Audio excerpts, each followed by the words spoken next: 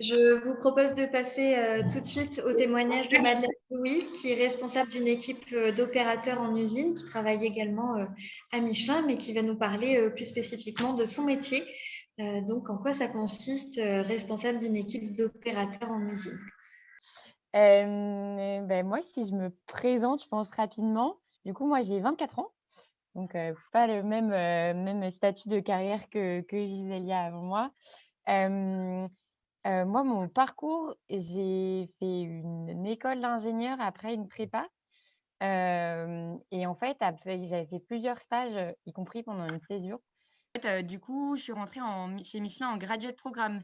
Donc c'est quelque chose où on propose de faire plusieurs postes sur plusieurs années, d'avoir une espèce de progression. Ça existe dans beaucoup d'entreprises.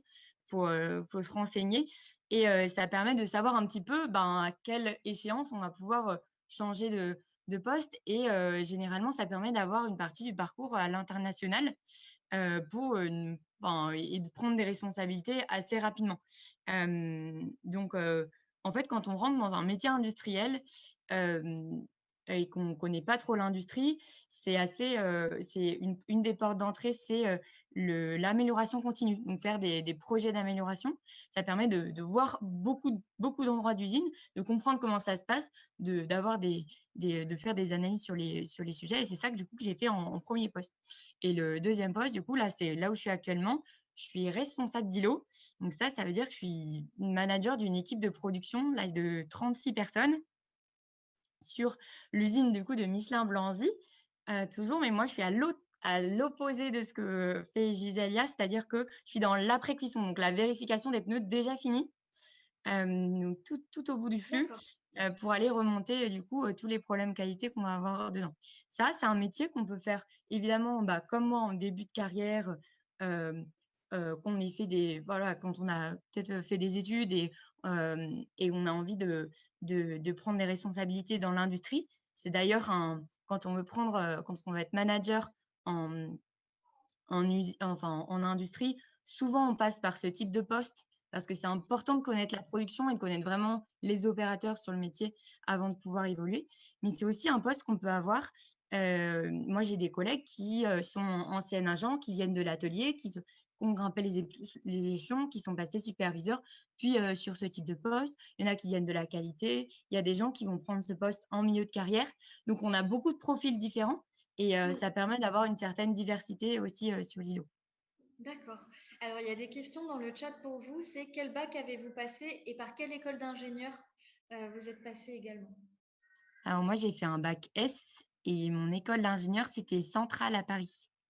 Voilà, D'accord. Centrale Supélec. Et donc aujourd'hui, vous travaillez, donc vous êtes responsable d'un îlot. Vous avez une équipe de combien de personnes? 36. 36. C'est entre 30 et 50 personnes, suivant l'endroit. Voilà. D'accord. Et C'est vous... en fait, c'est une équipe, c'est parce qu'ils sont en 3-8 la semaine, plus des équipes le week-end.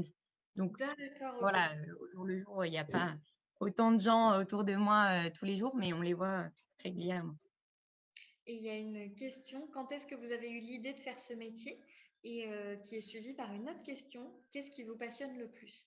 Alors honnêtement, quand est-ce que j'ai eu l'idée de faire ce métier? Très tard. On me dit, «C'est important de trouver sa passion» et cetera. Honnêtement, faut essayer, quoi. Moi, j'ai fait plusieurs stages justement au départ, j'ai fait une césure, j'ai fait 2 stages du coup en logistique, dans du e-commerce, dans des trucs qui avaient un peu rien à voir et je me suis rendu compte que là, ce qui m'intéressait, c'était quand les problèmes venaient de l'humain, quand il y a des problèmes de management, «Ah bah, la personne elle a pas bipé le truc, du coup on n'a pas la traçabilité, on n'arrive pas à retrouver», des choses comme ça. Je me suis dit: «Bah, en fait, la meilleure école pour l'humain et le management, c une des meilleures écoles, c'est l'industrie et c'est un domaine dans lequel on peut en faire assez vite dans sa carrière» et honnêtement, ce qui me passionne le plus dans mon métier, c'est vraiment voir les gens tous les jours et en fait l'industrie, hem il y a ce super défi de se dire: «Tous les jours, c'est le même défi, il faut sortir des pneus» et en même Ouais. temps, tous les jours, c'est différent. C'est-à-dire qu'on va essayer déjà de faire mieux la veille et on va avoir des nouveaux challenges, des machines qui pètent, des gens qui sont pas là, des trucs à relever et qui vont faire que, chaque jour va être différent et on va avoir, de jour en jour des choses qui s'améliorent, quoi. Trop chouette. Il y a d'autres questions. Quel est votre salaire? Est-ce que vous pouvez nous donner une fourchette vous Alors, qui êtes en début de carrière? voilà. Alors, il faut savoir que du coup, moi, ça va être un salaire qui va être, lié au fait que je rentre dans un graduate programme, et que sur le marché en sortie d'école d'ingénieur, on a ce type de salaire. J'ai des salaires qui peuvent être assez différents de mes collègues sur le même poste parce que j'ai pris en compte ça. Mais, moi, pour vous donner une fourchette, je suis entre 40 et 46 000 bruts par an. OK. Il y a une autre question. Vous êtes jeune, vous êtes une femme. Comment est-ce que vous faites pour vous faire respecter auprès de votre équipe?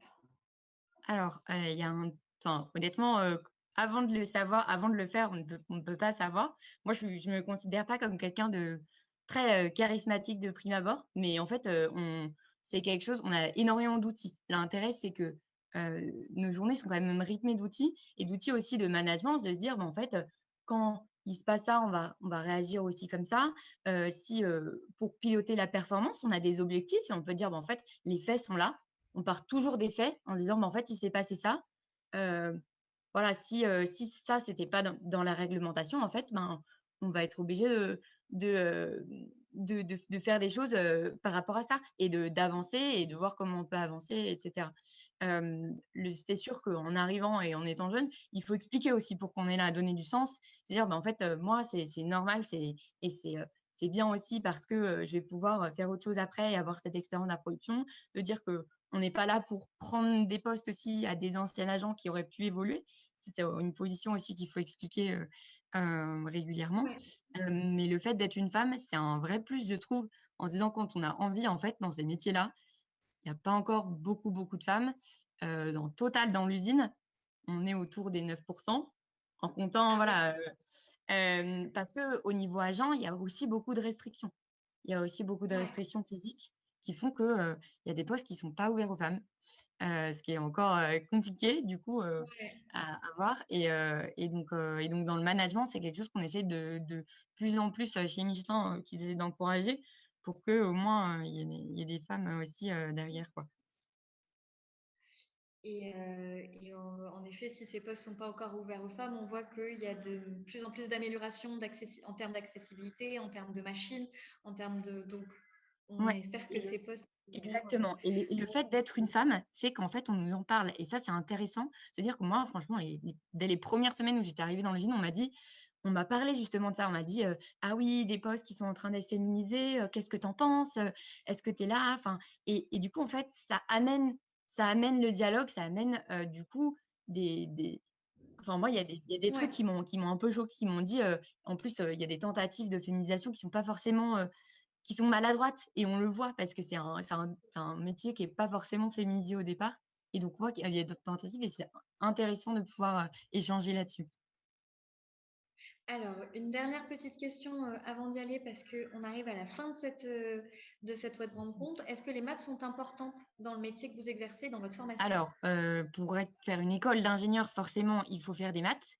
Après, on n'est pas obligé de faire une école d'ingénieur pour faire le métier que je fais actuellement, ce que je disais tout à l'heure et moi, dans la vie de tous les jours, ce que je fais, ça va être, des règles de 3 quoi. On n'est pas enfin, il y a Oui, des extractions sur Excel, mais c'est pas des maths comme on fait en prépa ou en école d'ingénieur, non. Moi, j'ai pas choisi un métier très technique. C'est vraiment du management et oui, si on a du technique, on peut apporter ce côté-là, et qui nous permet de mieux comprendre comment fonctionnent les machines, par exemple, ou faire des analyses un ouais, peu plus poussées sur des choses. Mais, dans la vie de tous les jours, on a besoin de beaucoup de profils différents et le technique est pas primordial. ouais. Alors, il y a d'autres questions, notamment sur le nombre d'heures que vous travaillez par semaine et combien de jours de repos vous avez. Alors, le nombre d'heures qu'on travaille par semaine, on fait, des grosses journées, mais c'est tôt le matin, tôt le soir. Donc moi, je fais plutôt 7 heures, 17 heures, ce genre de choses. Après, on choisit un peu ce qu'on fait Ouais, et de temps en temps, bah, voilà, je dois revenir le samedi parce que je vais voir mes équipes du week-end, mais du coup, je viens pas le vendredi. ouais, C'est quelque chose, il faut ouais, s'arranger aussi avec l'entreprise derrière. Mais, moi, j'ai ouais. choisi aussi ce métier parce que ça me convenait ces horaires-là, de pas travailler tard le soir, de travailler, voilà, moi, le couvre-feu à 18 heures, ça va, je suis rentrée chez moi, quoi. Donc, heu, Oui. donc c'est et combien de Et le jours de nombre... repos tu disais? Ouais.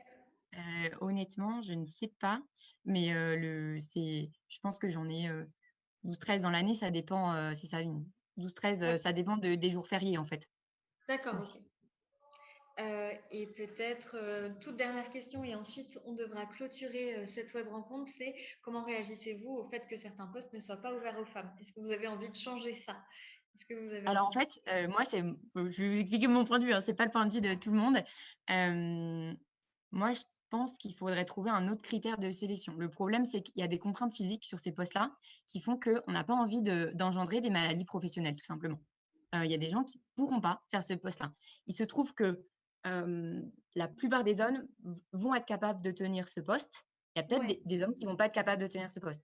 tout à Mais fait. la moyenne des femmes, actuellement, elle est pas forcément capable de tenir ce poste. Mais il y a des femmes qui pourraient le prendre et on n'a pas de critères qui nous permet de déterminer, de se dire: «En fait, cette personne-là, je suis certaine qu'elle va pas avoir de maladie professionnelle» et c'est ça qui manque et j'espère, bon, déjà qu'on pourrait faire en sorte que ce poste soit ouvert à tout le monde, ça c'est sûr. Ergonomiquement, c'est un vrai challenge, mais il y a aussi ce fait de se dire: s'il y a des contraintes, arriver à trouver une autre condition que le genre qui est pas, pour moi une condition qui est bonne et durable.